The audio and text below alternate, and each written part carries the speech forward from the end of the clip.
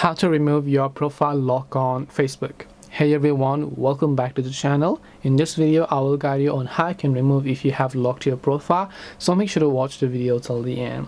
So if I open up Facebook and then if I just come to my profile tab, you can see I have actually locked my profile, which means that I have made my account private.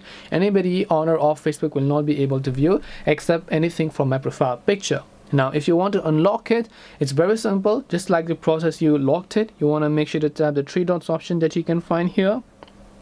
Once you tap the three dots option here, you'll find all the sorts of options where you'll find the option called unlock profile if you have locked your profile. So tap on unlock profile option, tap on this option over here, tap on the unlock button here. As you do that, tap on unlock your profile and your profile will get successfully unlocked. This way you'll be able to go ahead and then basically unlock your profile on Facebook. Now you can see my profile is unlocked. Hope this video is very helpful. If you have got any questions, feel free to leave them down below. Thank you for watching till the end of this tutorial and see you soon in our next video.